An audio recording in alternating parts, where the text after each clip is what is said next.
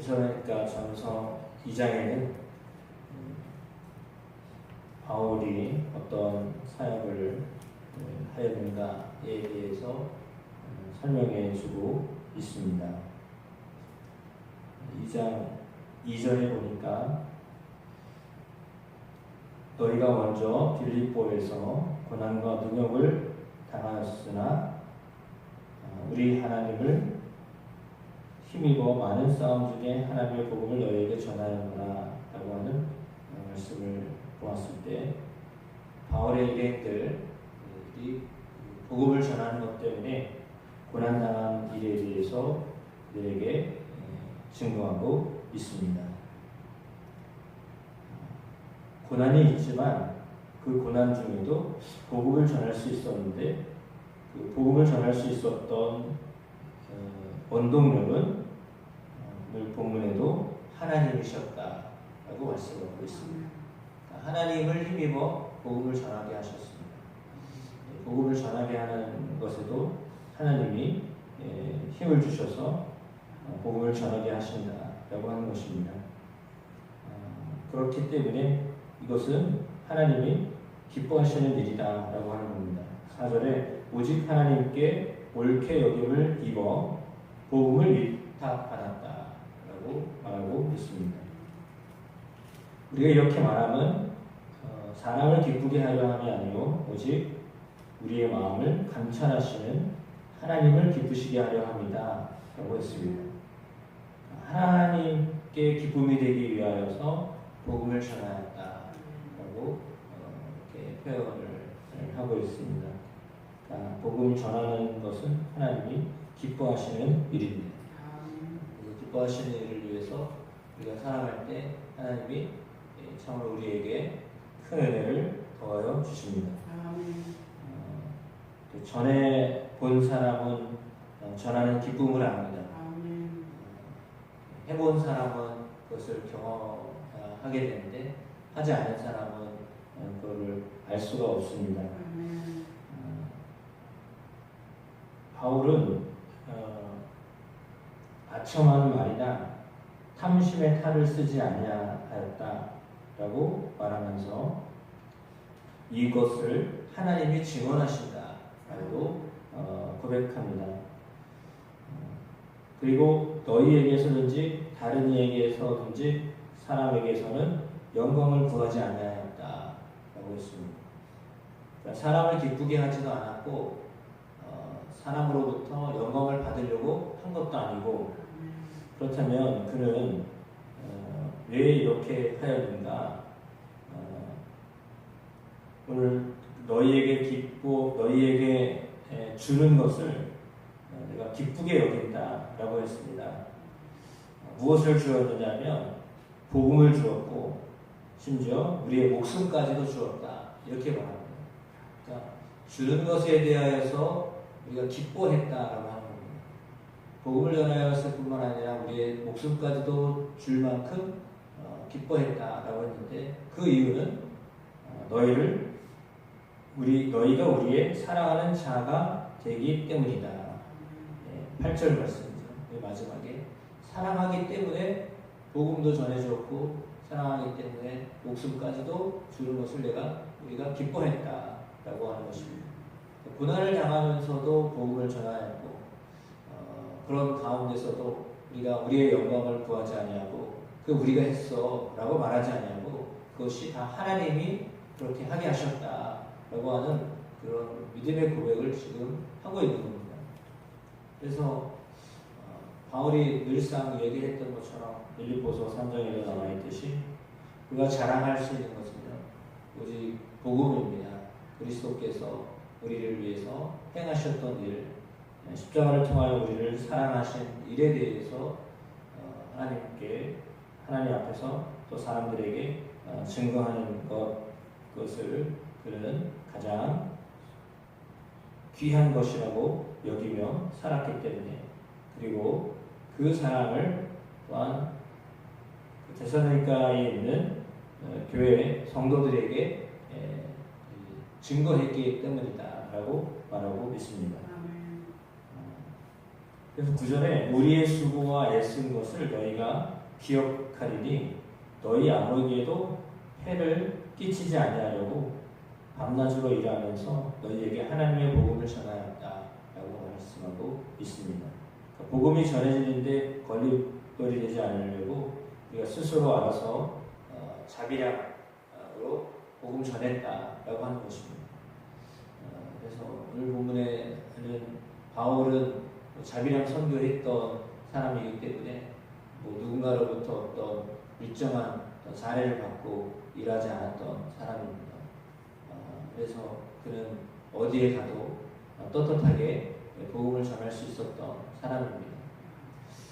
이 일을 통하여서 그는 왜 그렇게 하였는가라고 할 때 복음이 매이지 않도록 하기 위해서였습니다. 하나님의 말씀이 사람들에게 있어서 매이지 않도록 하기 위하여 그는 스스로 그렇게 하지 않아도 되지만 그럼에도 불구하고 그는 수고하고 애썼다라고 하는 것을 당당히 말할 수가 있었던 것이죠.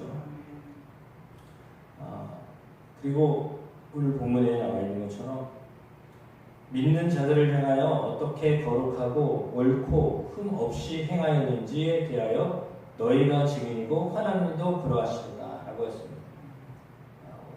이 장에 나와 있는 본문을 보면 계속해서 바울은 하나님이 증인이시다 라고 하는 말을 합니다. 얼마나 하나님 앞에서 그가 부끄러움 없는 삶을 살았으면 하나님이 다 알고 계시다, 하나님이 우리를 증언하고 계시다 라고 하는 말을 할 수 있겠습니까? 그러니까 하나님 앞에서 부끄러움 없는 그런 사역을 하였다라고 하는 것입니다. 그렇습니다. 우리가 누군가에게 인정받고자 하는 것이 아니라 하나님이 보실 때 합당한 사람으로 그렇게 쓰임을 받는 것이 가장 중요한데 바울이 그 복음을 전하는 자로 말씀을 전하는 자로 우리에게 그 태도를 말씀해주고 있습니다. 그러면서 11절과 12절에는 우리가 어떤 마음으로 하였는가? 너희 각 사람에게 아버지가 자녀에게 하듯이 권면하고 위로하고 경계하였다. 이렇게 말씀하고 있습니다. 그러니까 각 사람에게 부모가 자녀에게 하는 것처럼 권면하고 위로하고 경계하였다라고 하는 것이죠. 그러면 이것은 어찌 보면 개별적으로 한 영혼에게 말씀을 전하고 그들에게 권면하고 그들에게 위로하고 그들에게 경계할 것을 하셨다라고 하는 것입니다. 그러니까 한 사람 한 사람을 향한 마음이 바울에게 있었다라고 하는 것을 가르쳐 주는데 이는 자기의 나라와 영광에 이르게 하시는 하나님께 합당히 행하게 하려 합니다 라고 했습니다. 그러니까 하나님께 합당하게 하려 하기 위해서 한 영혼을 향하여서 가지고 있는 마음으로 돌보았다라고 하는 겁니다. 그러니까 하나님이 우리를 보실 때에도 대중으로 보지 아니하고요, 공동체 전체로 보지 아니하고 한 사람 한 사람으로 보신다는 겁니다. 그러니까 한 사람 한 사람으로 보고 계시는 하나님이세요.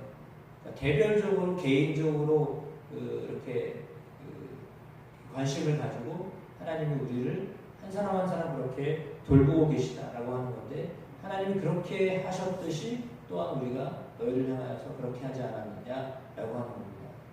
이 본문은 우리에게 어찌 보면 목영이 무엇인가 그리고 영혼을 사랑하는 것이 무엇인가를 알려주고 있습니다. 그러니까 우리가 개별적으로 개인적으로 한 영혼을 이렇게 돌볼 수 있는 것 이것이 하나님이 보실 때 합당하게 여길 만한 일이다라고 그는 우리에게 깨우쳐주고 있습니다. 하나님의 영광에 이르도록 하나님 나라에 이르도록 하는 일에 여기 쓰임받는 일이 이런 일이다라고 말씀하고 있습니다.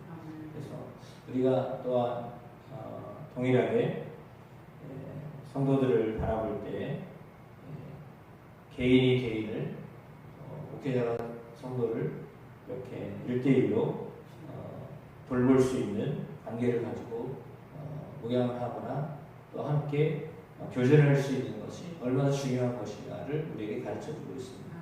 그래서 이것이 회복되고 온전하게 되어질 때 하나님은 교회를 또한 단단히 세워주실 줄로 믿습니다. 이 일은 어떻게 보면 좀 어리석어 보입니다. 왜 그렇게까지 해야 될까라고 할 수 있는 사실은 그의 고백처럼 수고와 애씀이 있어야 되는 일들입니다. 그럼에도 불구하고 그렇게 하였던 것은 하나님이 기뻐하시는 일이었기 때문에 하나님이 그것을 합당히 여기시는 일이었기 때문이다 라고 했는데 물론 우리가 예배는 대중적으로 이렇게 공동체로 향하여서 하게 되지만 그러나 이제 한 사람 한 사람을 세우는 일들이 중요하다라고 하는 것을 말씀해주고 있습니다. 뭐 한국의 경우라면 신방이나 개별적인 상담이나 이것을 통해서 한 영혼을 세우게 된다라고 하는 것을 말씀해주고 있습니다. 그러니까 공예배에 대한 어쩌면 좀 한계점이라고도 볼 수 있습니다. 한 사람 한 사람을 다 돌볼 수 없기 때문에 공예배를 드리지만 공예배에서 채울 수 없었던 그런 부분들을 또 개별적으로 만나며 그 안에서 하나님의 사람으로 세우도록 하는 일을 했었다라고 하는데 바울이 사실은 그렇게 밤낮으로 일하면서도 한 영혼 한 영혼을 돌보았다라고 하는 말이거든요. 그래서 참 귀한 사역을 어떻게 해야 되는가 우리에게 보여주는 좋은 본문입니다. 그래서 이 본문에 의거하여서 우리가 또한 사람을 돌보거나 또 기도를 할 때도 역시 마찬가지로 이렇게 한 사람 한 사람을 향한 기도로 또 돌봄으로 나아갈 때 하나님이 한 영혼 한 영혼을 바르게 세워주실 줄로 믿습니다. 우리의 기도가 또 우리의 돌봄이 말씀으로의 돌봄이 하나님을 기쁘시게 하는 사람들로 세워져 가는 일에 쓰임받게 되는 우리 교회 모든 또 성도들 또 제가 되기를 주의 이름으로 소망합니다. 궁예 위해서 계속 기도해 주시길 부탁드립니다. 하나님이 세 분 목사님 통해서 우리에게 들려주실 때 손병원 목사님, 김문자 목사님, 정동원 목사님 아마도 다 다르실 거예요. 그래서 그 세 분 목사님 통해서 우리에게 귀한 말씀을 전하실 텐데 그 말씀으로 우리가 깨어나고 하나님을 만나는 복된 시간 될 수 있도록 위해서 끊임없이 기도해 주시기를 부탁드립니다.